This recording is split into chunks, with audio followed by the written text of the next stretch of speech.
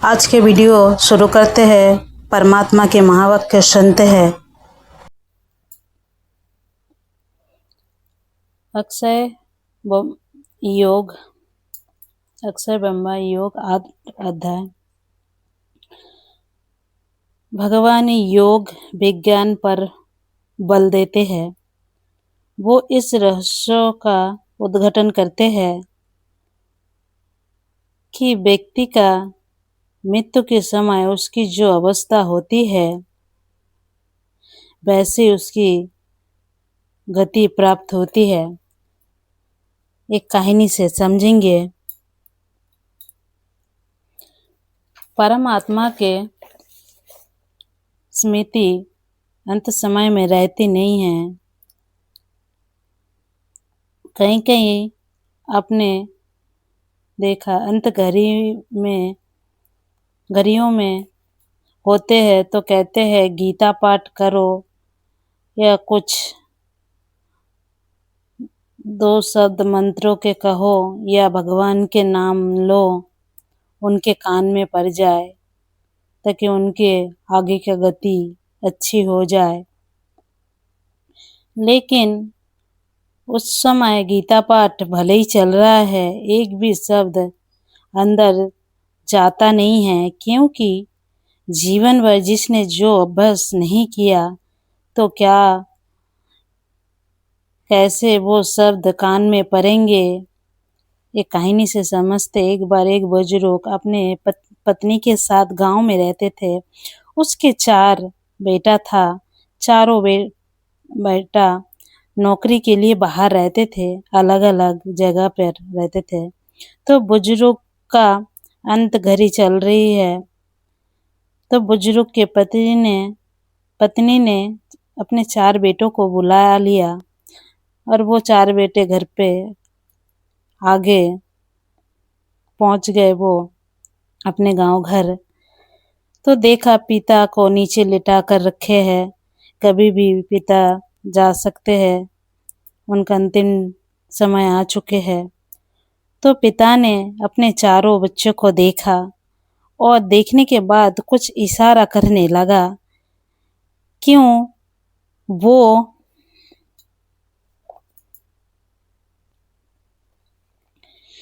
वो बोल नहीं पा रहे थे कुछ भी, तो इशारा करने लगे। दरवाजे के बाहर हाथ दिखाकर इशारा करने लगे।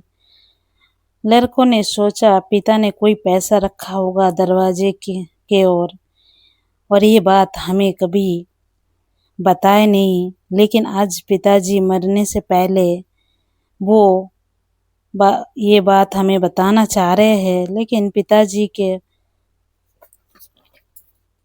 बोल चले गए हुए, वो बोल नहीं पा रहे और पिताजी बाहर के तरफ इशारा कर रहा है, बार बार दिखा रहा है, कुछ बोलने की कोशिश कर रहा है। हो सकता है वो पैसा बाहर है या खेत में दवा रखे होंगे, लेकिन पता तो चले पिताजी क्या कहना चाह रहा है। वो बार बार हमें हाथ दिखाकर बाहर की तरफ इशारा कर रहा है। चारों बेटों ने डॉक्टर को बुला कर लेके आए और डॉक्टर को कहा आप कुछ भी करो, पिताजी का शब्द बाचा वापस आना चाहिए। ये हमें कुछ कहना चाह रहा है, हमें बार बार इशारा कर रहा है। डॉक्टर ने कहा बाचा चले गए हैं, इसमें मैं क्या कर सकता हूँ। बेटे ने कहा कुछ तो उपाय होगा, कुछ तो करो। तो डॉक्टर ने कहा एक इंजेक्शन है लेकिन बहुत महंगा है। तो बेटों ने कहा कितना भी महंगा हो लगाओ। तो डॉक्टर ने कहा 10,000 का इंजेक्शन है, लेकिन गारंटी नहीं है, बाचा आ भी सकता है, नहीं भी आ सकती है। तो बेटों ने कहा कोई बात नहीं, लगाओ आप। 10,000 का इंजेक्शन मंगवाया और मंगवा के लगाया और बाचा आई। तो पिता ने बाहर इशारा करते हुए कहा वो बाहर बकरियां सारे अनाज खा रहे हैं और आंखें बंद हो गई। जिसने जीवन भर का जीवन भर का अनाज का देखभाल करते थे, वही बात याद आई जो अनाज का नुकसान न हो जाए। चारों बेटों ने सिर पर हाथ रखकर कह रहे, जाते जाते भी 10,000 का पटका लगा गया। भावर जिसने जीवन भर जो अभ्यास किया वही बुद्धि में अंत समय में आता है।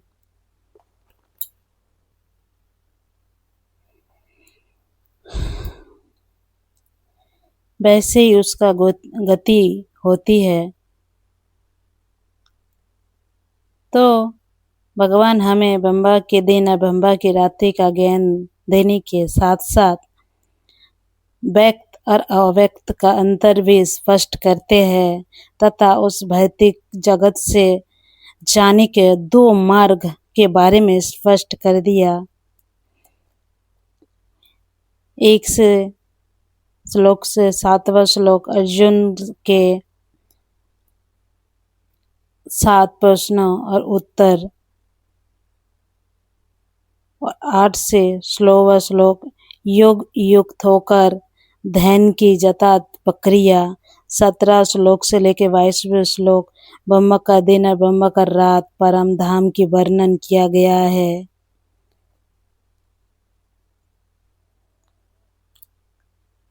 23वें श्लोक से लेकर 28वां श्लोक शुक्ला मार्ग और कृष्ण मार्ग के विषय। अर्जुन के 7 प्रश्न है पुरुष और उत्तम पुरुष। पहला प्रश्न ब्रह्म क्या है, दूसरा आध्यात्मिकता क्या है, तीसरा श्रेष्ठ कर्म क्या है,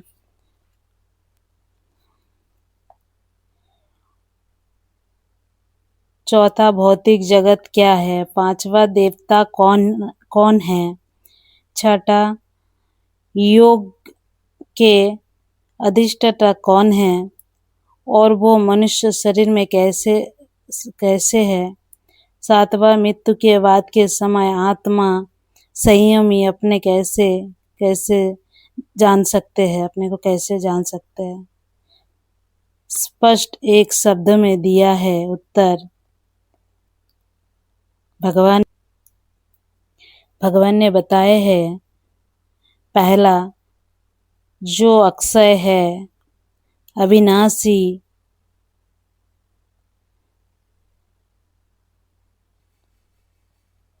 दिव्य तत्व है, जिसका विधान कभी नहीं बदलता, वो ब्रह्म महातत्व है, परमात्मा परब्रह्म परमेश्वर। ये 5 तत्व से पार ब्रह्म में निवास करने वाला ईश्वर ही पृथ्वी से बाहर उस दुनिया के विषय में भगवान स्पष्ट करते हैं। ये भौतिक दुनिया परिवर्तनशील है, लेकिन वो ब्रह्म महातत्व अक्षय है, अविनाशी है और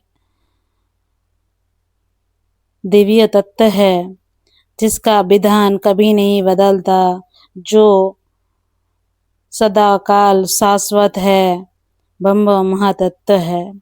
दूसरा, जो आत्मा परमात्मा के ज्ञान के अध्ययन द्वारा माया के अधिपत्य से निकलकर आत्मा के अधिपत्य में अपने इंद्रियों पर अधिकार के स्व के भाव में स्वधर्म में स्थित हो उन्नति को प्राप्त करते हैं। आत्मा का ज्ञान और परमात्मा का ज्ञान अध्ययन द्वारा उन्नति को प्राप्त करता है। अध्ययन किस चीज का, उसका स्पष्ट किया है। आत्मा का संपूर्ण ज्ञान और परमात्मा का संपूर्ण ज्ञान का अध्ययन करना है। और ये अध्ययन करने से क्या होगा, जो माया के अधीनता में चले गए, माया ने जो बुद्धि का अपहरण कर लिया है, उसके अधिपति से निकल के आएंगे। माया यानी कि अज्ञानता का इल्यूशन से हम बाहर आएंगे और आत्मा अधिपति में यानी कि अपने इंद्रियों के ऊपर अधिकार प्राप्त करेंगे, सौ के भाव में स्थित कर लेंगे। यानी कि आज के मनुष्य सधर्मों में क्यों नहीं स्थित कर पाता, क्योंकि माया के अधिपति में है। इसीलिए जो सधर्मों के स्थित हो जाएंगे, नेचुरल उन्नति होने लगेगी। आध्यात्मिकता माना अध्ययन द्वारा आत्मा के अधिपति में स्थित हो जाना और तब उन्नति को प्राप्त करना, यही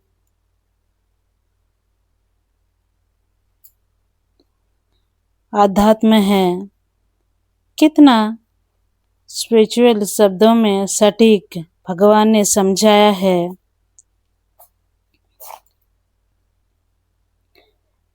तीसरा, 5 भूतों से उत्पन्न देह के अभिमान या विकारों से पार रहकर जो सकारात्मक कर्म करते हैं, सुकर्म, यह श्रेष्ठ कर्म है। विकारों के बस कर्म करने वाला ही विकर्म है। तो श्रेष्ठ कर्म कौन सा है? जो विकारों के अधीनता को समाप्त कर देता है और सकारात्मक कर्म करने लगता है, वो सुकर्म है, श्रेष्ठ कर्म है। के शरीर के विकारों का समाप्त कर देता है और वो सकारात्मक कर्म करता है, वो ही श्रेष्ठ कर्म है। फिर 4, पंच महातत्व व ये संसार जिसमें प्रकृति निरंतर परिवर्तनशील है, वो है भौतिक जगत। यह हर चीज परिवर्तनशील है। मनुष्य नित्य परिवर्तन हो रहा है। भौतिक जगत में ऋतुएं परिवर्तन हो रही है।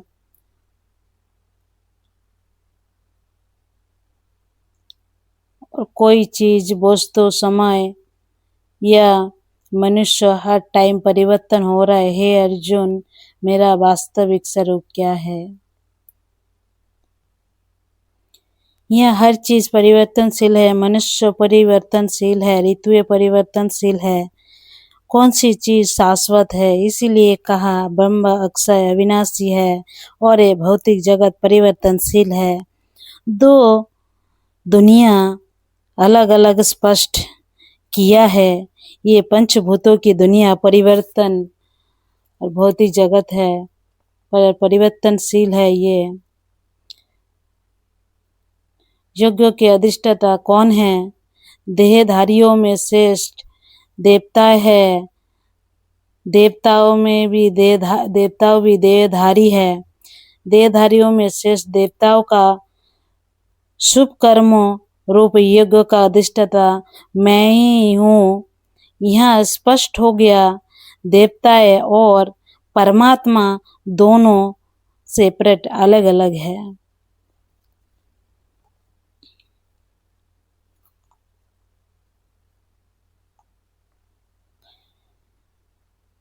जिसने जीवन भर जो बस किया है, जो अंतकाल में वही स्मृति रहती है, और जो अंतकाल में मेरी स्मृति में रहकर देह त्याग करते हैं, वो मेरे सानिध्य में आ जाता है।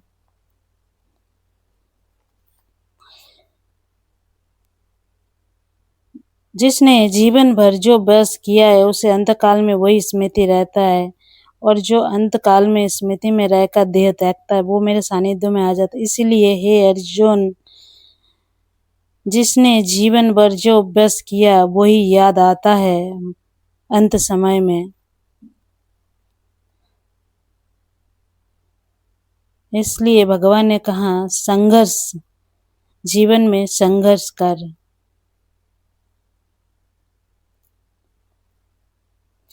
इसलिए हे अर्जुन, तुम हर समय मेरी स्मृति में रहकर युद्ध कर, जीवन के संघर्ष कर। काम, क्रोध, लोभ, मोह, अहंकार ये दुर्जय शत्रु है। ये शत्रु परमात्मा के स्मृति में रहने नहीं देंगे। उसी समय मायावी प्रकृति बाधा के स्वरूप में प्रत्यक्ष उद्भव हो जाती है। हे अर्जुन, मैं सर्वज्ञ अनादि सभी का नियंत्रता हूँ। सूक्ष्म से भी अति सूक्ष्म सभी के आधार मूर्त नित्य दिव्य प्रकाश स्वरूप अविनाशी अविनाशी हूँ। अर्जुन को परिचय दे दिया स्पष्ट। हे अर्जुन, जो ज्ञानी ब्रह्मचर्य का आचरण करके सर्व इंद्रियों को बाह्य भौतिक जगत से समेटकर मन को योग युक्त और हृदय में अनन्य भाव युक्त होकर विकुटी के मध्य बुद्धि को आत्मा स्वरूप में स्थित कर ओमकार के उच्चारण करते हुए परमात्मा के स्मृति में रहने का निरंतर अभ्यास करता है, वो अंतकाल में सर्वो दुखों से मुक्त होकर दिव्यता और परम सिद्धि को प्राप्त करता है। ध्यान करने का पुनः विधि बताते हैं भगवान।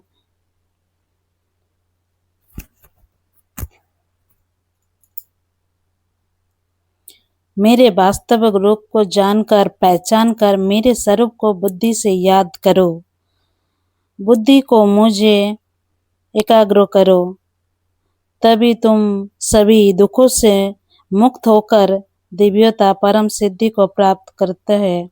ध्यान में बैठने का विधि मन के समेटने की, हृदय में अनन्य भाव ईश्वर के प्रति इतना अनन्य भाव रखने का और विकुटी के मध्य में विकुटी को आत्मस्वरूप में स्थित और ओम का उच्चारण करो। ओम का मतलब है वही मैं एक शुद्ध आत्मा हूँ। ओम माना मैं कौन आत्मा हूँ। उस आत्म स्वरूप में सहज स्थिति होना है। ओंकार का उच्चारण करते ही आत्म स्वरूप में स्थित हो जाते हैं और तब परमात्मा के याद करना सहज। आज ये वीडियो यहीं पे समाप्त करते हैं, फिर हम अगले पार्ट में सुनेंगे परमात्मा के महावाक्य।